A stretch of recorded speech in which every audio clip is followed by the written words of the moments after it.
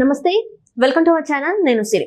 Deputy CM Pawan Kalyan గారి కోసం అయితే ఒక స్పెషల్ ఆఫీసర్ కేరళ నుంచి వస్తున్నారని చెప్పేసి మనకు వార్తలు వస్తున్నాయి. సో దీనికోసం కేంద్రానికి లేఖ కూడా రాశారని తెలుస్తుంది. సో ఈ అంశాన్ని మనకు వివరించడానికి మనతో పాటు ఉన్నారు ప్రముఖ సీనియర్ జర్నలిస్ట్ దుర్గా కుమార్ గారు.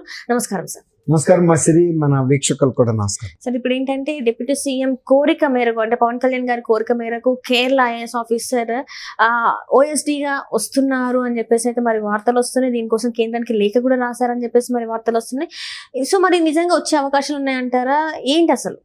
ఇప్పుడు మనం సినిమాల్లో చూస్తాం కదమ్మా, కొన్ని పోలీస్ ఆఫీసర్స్ ని స్పెషల్ గా డిప్యుటేషన్ మీద తీసుకొస్తాం, ఆయన ఇక్కడికి వచ్చి పెద్ద వీరోచితమైన పనులు చేయటం. ఇలా ఇప్పుడు అట్లాగే ఇప్పుడు కొత్తగా డిప్యూటీ చీఫ్ మినిస్టర్గా నియమితులైన పవన్ కళ్యాణ్, జనసేన అధినేత, 5 కీలక శాఖలు ఉన్నాయి ఆయన పర్యవేక్షణలో. కాబట్టి ఆయన చిలకలూరిపేటకు చెందిన ఆయనే. కేరళ సర్వీస్లో ఉన్న ఐఏఎస్ ఆఫీసర్ కానీ ఆయన చిలకలూరిపేటకు చెందినటువంటి Mylavarapu VR Krishnateja, young dynamic officer. ఈయన 2015 క్యాడర్కి చెందిన బ్యాచ్కి చెందిన ఐఏఎస్ ఆఫీసర్. ఆయన కేరళ ఆయన ఆప్షన్ ఇచ్చుకున్నారు, అక్కడ దొరికింది ఆయనకి. అది యూపీఎస్సీ అలాట్మెంట్ చేస్తుంది, మానవ వనరుల శాఖ కలిపి. అయితే ఇప్పుడు ఆయన అక్కడ కలెక్టర్గా ఉన్నారు, త్రిచూర్ కలెక్టర్గా ఉన్నారు. ఇప్పుడు యాజ్ ఇట్ ఈస్గా త్రిశూర్ కలెక్టర్గా ఉండి ఆయన చాలా మంచి డైనమిక్ ఆఫీసర్గా పేరు తెచ్చుకున్నారు. ఇప్పుడు గతంలో కరోనా టైంలో కూడా ఈయన చాలా బాగా పనిచేశారు అక్కడ. తర్వాత అంతకుముందు అల్పుజా కలెక్టర్గా ఉన్నప్పుడు కూడా బాలల హక్కుల కోసం బాగా కృషి చేశారు. దేశంలోనే అల్పుజా అనేది ఒక మంచి ఆదర్శమైన జిల్లాగా వచ్చిందనేసి జాతీయ బాలల హక్కుల సంఘం వాళ్ళు ఈయన్ని సన్మానించి ఒక అవార్డు కూడా ఇచ్చారు. అంటే దేశంలోనే ఉత్తమ బాలల హక్కుల చేసిన కలెక్టర్గా, ఒక ఐఏఎస్ ఆఫీసర్గా ఆయనకి గుర్తింపు ఇచ్చే అవార్డు ఇచ్చారు. ఈయన ఎక్కడున్నా కూడా 2015 నుంచి ఇది చేసినప్పటి నుంచి కూడా ఐఏఎస్గా సెలెక్ట్ అయిన తర్వాత 2023లో ఆయన దీనికి జిల్లా కలెక్టర్ లెవెల్కి వచ్చారు. అంతకుముందు అసిస్టెంట్ కలెక్టర్గా, డిప్యూటీ కలెక్టర్గా, జాయింట్ కలెక్టర్గా రకరకాల హోదాల్లో పనిచేస్తారు. బట్ 2023 నుంచి full fledged collector, district magistrate and collector అంటారు కదా, కలెక్టర్ అండ్ మ్యాజిస్ట్రేట్, ఆ హోదాలోకి వచ్చారు. అలా అల్పుజాలో పనిచేశారు. తర్వాత ఇప్పుడు త్రిశూర్లో ఉన్నారు. ఈయనకి ఎక్కడ పనిచేసినా కూడా తనదంటూ ఒక ముద్ర ఉంది. ఈయన గురించి మరి ఎవరు చెప్పారో తెలియదు పవన్ కళ్యాణ్ గారికి. ఆయన నాకు డిప్యుటేషన్ మీద పిఏగా ఇవ్వమని అడిగారు, పిఎస్గా. అసలు యాక్చువల్గా ఆఫీసర్ ఆన్ స్పెషల్ డ్యూటీ అంటే ఆర్డీఓ క్యాడర్ వాళ్ళని ఇస్తారు. ఆర్డీఓ క్యాడర్ అంటే ఈయనకన్నా దాదాపు 2 క్యాడర్లు తక్కువ వాళ్ళని ఇస్తారు. కానీ ఈయన డిప్యూటీ చీఫ్ మినిస్టర్గా ఉండటం, తర్వాత ఈ కూటమిలో ఒక ముఖ్య భాగస్వామిగా ఉండటం, ప్రధానమంత్రి మోడీ గారికి కూడా బాగా సన్నిహితుడు అవటం వలన ఇప్పుడు ఈయన ఐఏఎస్ ఆఫీసర్ని అడిగారు కదా, వీళ్ళు ప్రభుత్వం తరపున కూడా ఒక లెటర్ రాయాలి ఆంధ్రప్రదేశ్ నుంచి. ఫలానా త్రిశూర్ కలెక్టర్గా ఉన్న కృష్ణతేజ గారిని డిప్యుటేషన్ మీద 2 years 3 years అడుగుతారు డిప్యుటేషను. అది అంతే ఇస్తారు ముందు, తర్వాత ఎక్స్టెండ్ చేస్తే చెయ్యొచ్చు. ఒక 2 years మా పవన్ కళ్యాణ్ గారు ఫలానా డిప్యూటీ చీఫ్ మినిస్టరు ఈ మంత్రుల శాఖలు హోల్డ్ చేస్తున్నారు, వారికి ఓఎస్టీగా ఈయన్ని పంపండి, అందుకు సంబంధించి ఆయన అక్కడి నుంచి రిలీవ్ చేసి ఆంధ్రప్రదేశ్కి డిప్యుటేషన్ పంపమని ఒక లెటర్ రాయాలి ఫార్మల్గా మానవ వనరుల శాఖకి, కేంద్ర ప్రభుత్వానికి.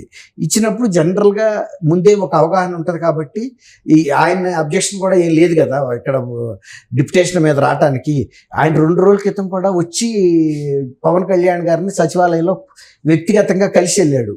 అంటే ఆయన ఆమోదం తెలిపాడు, మీరు రాయండి లెటరు, నేను రావడానికి సిద్ధంగా ఉన్నాను అని. ఆయన రావడానికి సిద్ధంగా ఉన్నప్పుడు, తీసుకోవటానికి వీళ్ళు సిద్ధంగా ఉన్నప్పుడు ఆయన మీద ఏ విధమైన రిమార్కులు లేకపోతే డిప్యుటేషన్ మీద పంపడానికి, అందులోనూ కూటమిలో భాగస్వామికి బయట వాళ్ళకైతే పంపాలంటే ఇంకా కొంచెం రూల్స్ రెగ్యులేషన్స్ చూస్తారు. అసలు ఎందుకు ఈయన్ని అడుగుతున్నారు, ఈయనకి ఆయనకి ఏమన్నా ఒప్పందాలు ఉన్నాయా, అవగాహనలు ఉన్నాయా అని. కానీ ఇప్పుడు అడిగేది ఆయనకి బాగా సన్నిహితమైన పవన్ కళ్యాణ్ గారు కాబట్టి కేంద్రంలో ప్రధానమంత్రి కూడా, హోంమంత్రి కానీ, హోంమంత్రికి సంబంధం లేదు, ఇది మానవ వనరుల శాఖకి చెప్తారు. మీరు ఆయన వెంటనే రిలీవ్ చేసి డిప్యుటేషన్ ఆర్డర్స్ కూడా ఇచ్చేయండి అని. అంటే ఇంతకు ముందు ఎవరైనా ఇట్లా అడిగారా సార్? నాకు ఇట్లా చాలాసార్లు చెప్తాను, చాలాసార్లు. చాలా ఇప్పుడు ఇదిగో సార్లు ధర్మారెడ్డి అని ఇప్పుడు టీటీడీ ఈఓగా పనిచేసిన ఈయన జగన్మోహన్ రెడ్డి గారు అనేక మందిని రైల్వే శాఖలో నుంచి రకరకాల డిపార్ట్మెంట్ల నుంచి, ఇప్పుడు టీటీడీ ఈఓ ధర్మారెడ్డి గారు కూడా ఎస్టేట్స్ ఆఫీసర్ అని డిఫెన్స్ లో ఉంటది.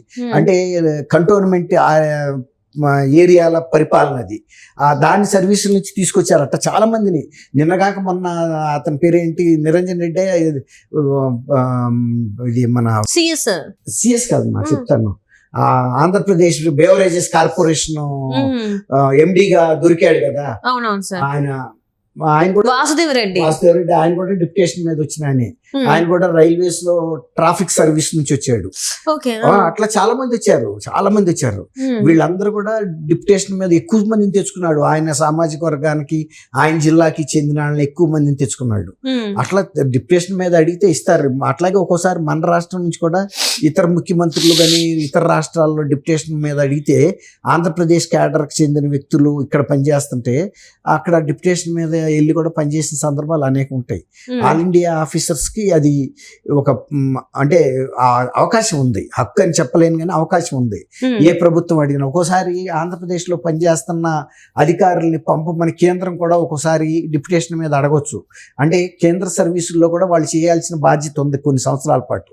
అది అయినా అవ్వకపోయినా గనక కేంద్రం అడగొచ్చు, మా ఫలానా ఆఫీసర్ని మీ దాంట్లో ఫలానా హోదాలో ఉన్నాడు కదా, ఆయన్ని ఫలానా శాఖ పంపమంటే పంపుతారు. ఏం అసాధారణమైన విషయాలు కాదు. ఇంతకుముందు ఈయన కృష్ణతేజ గారు కేరళలో పర్యాటక సంస్థ డైరెక్టర్గా పనిచేశాడు. ఈ SC schedule caste development corporation కూడా డైరెక్టర్గా పనిచేశాడు.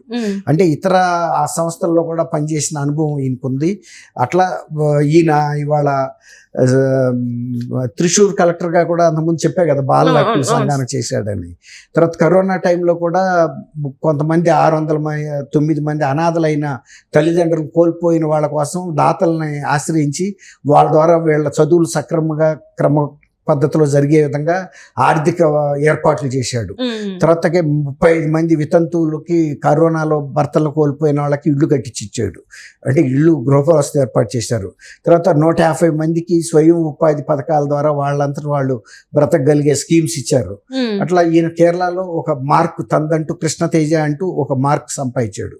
అట్లాగే దాన్ని బట్టి వాళ్ళ పవన్ కళ్యాణ్ గారు కూడా ఆయన్ని డిప్యుటేషన్ అడగటానికి కారణం డెఫినెట్ గా ఈయనకి ఉపయోగకరంగా ఉంటాడు. ఎందుకంటే అంటే రాష్ట్రంలో ఇప్పటి వరకు ఉన్న దాన్ని బట్టి చూస్తే అందుకోసమే ఈ ఐఏఎస్ ఆఫీసర్ ని తీసుకున్నాడు ఆయన. అంటే అంతకుముందు పరిచయం ఉండుంటే ఎవరో చెప్పారు, కామన్ ఫ్రెండ్స్ ఎవరన్నా. కాబట్టి ఇప్పుడు ఆయన దగ్గర ఉన్న పెద్ద శాఖలు కూడా 5 ఉన్నాయి. డిప్యూటీ ముఖ్యమంత్రి హోదాలో ఉన్నాడు కాబట్టి అందులో ఫస్ట్ టైం ఈయన మంత్రి అవటం కానీ, ఎమ్మెల్యే అవటం కానీ, డిప్యూటీ చీఫ్ మినిస్టర్ ఇవన్నీ ఫస్ట్ టైమే. కాబట్టి సహజంగా పరిపాలనలో ఉండే కొన్ని ప్రొసీజర్స్ ఆయనకి అంత అవగాహన ఉండదు. ఈయనైతే కాన్ఫిడెన్షియల్ గా, విశ్వాసపాత్రంగా, జాగ్రత్తగా గమనిస్తూ ఫైల్స్ ని మూవ్ చేస్తాడనే ఒక ధైర్యం ఆయనకి, నమ్మకం. అందువల్ల ఆయన పిలిపిస్తున్నారు నేను. అంటే ఇప్పటి వరకు చూసుకున్నట్టయితే సార్, అంటే పవన్ కళ్యాణ్ గారిని చూసుకున్నట్టయితే ఇప్పుడు ఈ 5 శాఖలు ఏవైతే ఉన్నాయో వాటన్నిటిని కూడా మరి సమగ్రంగా నెరవేర్చాలంటే ఇంకేమన్నా తను అడిగేది ఏమన్నా ఉందంటారా? ఇంకా ఏముండదమ్మా. ఒక ఐఏఎస్ ఆఫీసర్ ఓఎస్టీగా ఉంటే మొత్తం ఫైల్స్ అన్ని ఆయన స్క్రీన్ చేసి కేవలం సంతకం పెట్టడానికి మాత్రమే ఈయనకి పంపిస్తారు. కాబట్టి ఇక ఆయన అంత నమ్మకస్తుడు కాబట్టి ఆయన తెచ్చుకుంటున్నారు, ఏమి ఇబ్బంది ఉండదు. వీళ్ళు కాకుండా కూడా పిఎస్లు ఇంకా పిఏలు వీళ్ళందరూ ఉంటారమ్మా. ఈయన officer and special duty special అంతే. మిగిలిన పిఎస్లు పిఏలు అందరూ రొటీన్ గా ఉంటారు. Right sir, right. Thank you so much. Thank you MS. ఇది మన వీక్షకులకు